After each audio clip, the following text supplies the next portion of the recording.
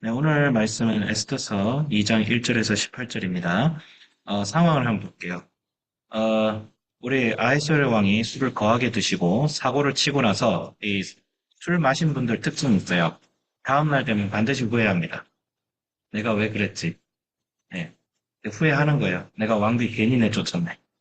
근데 페르시아 왕은 한 번 자기가 한 명령을 눌러버리면 권력 그 권위가 사라져요.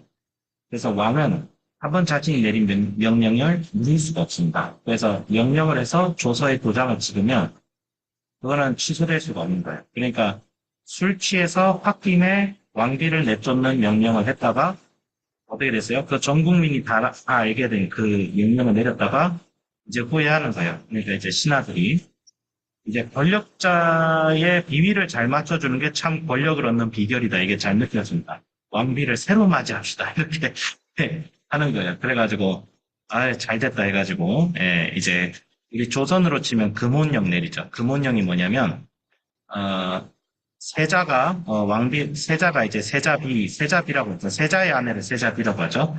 이제 세자비를 얻어야 되니까, 이제 지명한 집안들은, 딸을 결혼시키지 말고 대기 타고 있어. 네, 그거예요. 그러면, 이제 소집이 되는 거예요. 이게 전국에 있는 모든 이제 양가집 귀수들이 소집이 돼가지고 왕 앞에서 이제 심사를 받고 그리고 이제 그렇게 하는 거죠. 그래서 이제 약간 그런 거예요. 이제 전국 각 지방의 관리를 명하여 아리따운 처녀를 다 도성 수산으로 모아 후궁으로 들여 궁녀를 주관하는 내시 해계의 손에 맡겨 그 몸을 정결하게 하는 물품을 주게 하시고라는 말에서 보면 자, 지금 이 왕비로 관택되기 위해서 후궁으로 가는 이 여성분들은 자발적으로 갔을까요? 강제적으로 갔을까요? 저는 자발적으로 갔다는 생각은 들지 않아요. 왕의 명령이면 그냥 가는 거예요. 우리나라 지금 같은 민주주의 사회를 생각하시면 안 됩니다. 왕정 사회고 왕이고 신이었던 사회예요. 그러니까 신이 말하는데 따라야죠. 따르는데 물론 뭐 후궁으로 사는 삶은 경제적으로 윤택하니까 대부분 여성들은 이때 얼씨구나 하고 갔을 거예요. 제가 봤을 때는 얼씨구나 하고 갔을 거예요. 후궁이 되는 것만 해도 이미 승진한 거예요. 후궁이 된 것만 해도. 후궁은 뭐냐면 와이프 그러니까 옛날에 일부 다처제잖아요. 왕의 후궁이 있으면 이제 그 중에 왕비는 한 명밖에 못 해요. 그런 개념입니다. 그래서 이미 후궁이 됐어요. 예, 후궁이 됐는데 근데 제가 고민이 되는 것은 에스더와 모르드게는 어쨌든 유대인들입니다. 그렇죠? 유대인들의 도덕적 기준, 그러니까 특히 성윤리적 기준은 분명히 높단 말이에요. 근데 모르드게와 에스더가 후궁으로 수상궁으로 갔을 때 모르드게와 에스더가 이것을 원하고 했을까라는 생각은 들어요. 제 생각에는 아닐 거고, 제 생각에는 어쩔 수 없이 페르시아의 지배 아래 있기 때문에 갔다고 저는 생각해요. 제가 봤을 때. 왜냐하면 성경 이 에스더서에서 아해수에로 왕이 긍정적으로 묘사가 안 됩니다. 아해수에로는 굉장히 기분파로 묘사가 돼요. 근데 에스더와 모르드게가 훌륭하기 때문에 아해수에로를 굉장히 우쭈쭈 해가지고 하나님의 뜻을 이룬 거야, 사실. 아해수에로는 어디 무슨 그게 고레스로 생각하시면 안 돼요. 아해수에로는 고레스가 아닙니다. 뭐 넓은 선상에서 보면 고레스하고 비슷할 수 있는데 엄밀히 말하자면 폭군입니다. 이 아이수에로 왕이 하만에게 반지를 줘가지고 사실 아이수에로 왕 때문에 유대 민족이 멸절당할 뻔했어요. 아이수에로 왕이 하만이 너무 기분 좋으니까 야, 네 마음대로 해가지고 죽을 뻔했잖아요. 그 생각을 해봐요. 아니 아무리 자기들 한 신하가 좋아도 한 민족을 멸절시키겠다는데 알아보지도 않고 네 하고 싶은 대로 하라. 이건 미친 왕이죠, 사실. 폭군이에요, 폭군. 아에수에르 왕은 폭군입니다. 절대 긍정적으로 묘사된 왕은 아니. 근데 이제 지배를 받고 있죠. 그러니까 세상 권력자에게 힘없이 압제를 당하고 자발적이지 않는 자세로 에스더는 그 아리따운 용모 때문에 어쩔 수 없이 후궁이 사실 됐어요. 그리고 이 후궁 강택 과정에서 이건 조금 19금일 수 있는데 왕이랑 하룻밤을 보냅니다, 한번. 왕비로 간택되기 전에. 자, 이게 13절 나오죠. 13절. 처녀가 왕에게 나아갈 때 그가 구하는 것을 다 주어 후궁에서 왕궁으로 가지고 가게 하고 저녁이면 갔다가 아침에는 둘째 후궁으로 돌아와서 이빈을 주관하는 넷이 사아스가스의 수하에 속하고 왕이 그를 기뻐하여 그의 이름을 부르지 아니하면 다시 왕에게 나아가지 못하더라. 그러니까 저녁에 갔다가 아침에 왔어요. 이게 무슨 말이야? 왕이랑 하룻밤을 보냈다 안 보냈다? 보냈다는 거예요. 하룻밤 보내놓고 이 여자 괜찮네 하고 그런 느낌이 들지 않으면 이제 안 부르는 거예요. 그럼 얘는 그냥 후궁으로서 사는 거예요. 요즘 도덕적 기준으로 보면 완전 쓰레기죠? 근데 이 당시에는 그랬어요. 이 당시에는. 이 당시 남존 여비 사상에서 여자는 그냥 도구였어요. 제가 다시 한번 말하지만. 그 정도로 그 당시 사회적 기준이 좋지 않았을 때, 에스더는 하나님께서 은혜를 주셔가지고, 에스더도 예뻤겠죠. 에스더도 외모가 출중했겠죠. 그러니까 저 지방 관리들이 아리따운 여자를 했을 때 에스더가, 우선 징집되듯이, 예. 지금 여성들은 그냥 우리나라로 치면 남성 군대 징집되죠? 여성들 징집된 거예요, 지금. 네. 왕비 후보로.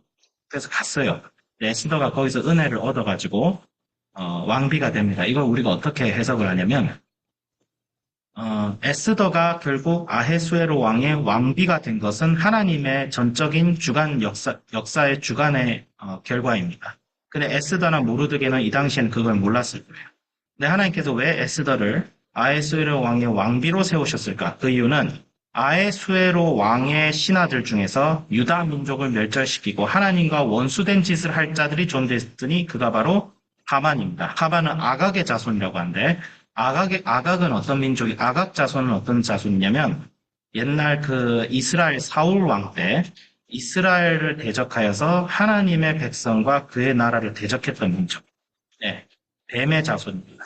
뱀의 자손이고 사악한 자손들인데 뭐 이게 뭐 혈육적으로 사악하냐 그게 아니죠. 오늘날도 하나님의 나라와 교회에 원수되는 짓을 합니다. 이 세상 속에서 교회를 멸절시키려 하고 우리의 믿음을 죽이려 하는 그 사탄의 역사가 세상의 권세자들을 통해 일어나고 이 당시에는 하만이 그런 짓을 하려 했죠. 그러니까 하나님께서 그 하만과 사탄의 손아귀로부터 자기의 백성을 구원하기 위하여 에스더를 예비시킨 거예요. 그러니까 세상의 역사는 얼핏 보면 정치가들과 권력자들과 권세자들과 돈이 많은 자들의 손아귀에 흘러가는 것처럼 보이지만 그 배후에는 하나님께서 역사하신다. 하나님께서 역사하시더 믿는 자들을 세우셔서 그들이 그 역사에, 그 보여지는 역사 이면에서 활동하게 하셔서 하나님이 원하시는 역사의 물줄기로 바꾸신다는 거죠. 예, 그리고 우리를 보호하신다는 거죠. 다만 우리가 그것을 알 수도 있고 모를 수도 있어요. 그래서 에스더와 모르드게는 하나님께서 세우신 사람이지만 그 당시만 해도 이 사람은 자신들이 왜 이렇게 후궁으로 끌려가게 됐는가에 대해서 그 목적은 알지 못해요. 우리 인생도 사실은 어때요? 우리가 원하는 대로, 우리가 계획하는 대로 흘러가지 않을 때가 너무나 많아요. 그럴 때에 예수님을 믿고 신뢰하는 자들은 우리가 한 가지는 신뢰해야 됩니다. 그건 하나님은 역사를 주관하시는 것이죠. 하나님이 살아계시는데 어떻게 세상에 이런 일들이 일어나죠? 우리는 알 수 있는 하지만 하나님은 역사의 주관자시다. 그런 뜻은 뭐예요? 하나님께서 역사를 주관하시기 때문에 내가 알지 못하는 일이라도 하나님의 계획하는 것 분명히 선한 결과로 이어지도록 하신다는 것을 믿는 거예요. 모든 것이 협력하여 선을 이루게 하시는 하나님의 역사, 그 주권적 역사를 믿는다면 우리는 절대 이 세상 속에서 어떤 큰일이 벌어져도 그것을 가지고 야 끝났다, 우린 이제 끝났다 이런 낙심이 아니라 오히려 주 앞에서 더 일어나서 굳게 서는 자들이 될 수 있을 겁니다.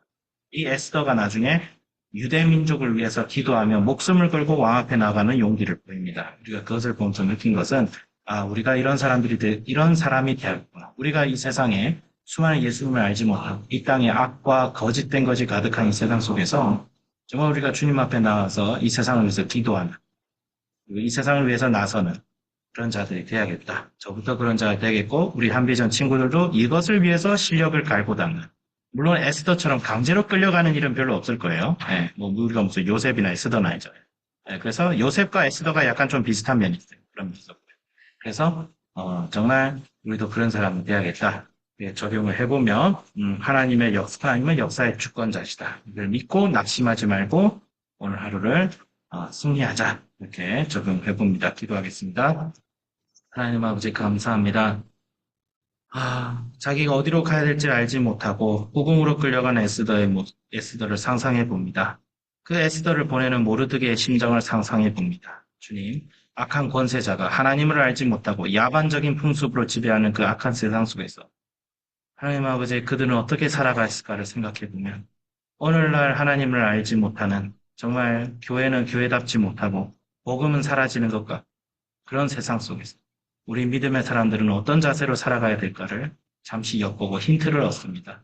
주님 하나님 역사의 주권자이십니다. 우리는 믿는 믿음으로 낙심하지 아니하고 주님의 섭리와 주님의 선하신 그 신실하심을 믿으며 주님은 말씀대로 하시는 분이라는 사실을 믿으며 주님께서 에스더를 준비시켜서 자기 백성을 구원하신 것처럼 오늘날 주님 저희들을 준비시키셔서 한국교회를 살리고 이 나라와 이 조국교회를 살리시고 이 나라를 살리시고 열방의 많은 수많은 불쌍하고 힘없는 자들을 살리게 하여 주께서 오늘도 준비시키고 계심을 믿으며 주님의 뜻대로 하길 원하며 우리가 주님의 뜻에 참여하게 하여 주시옵소서. 감사드리며 예수 그리스도 이름으로 기도드립니다. 아멘.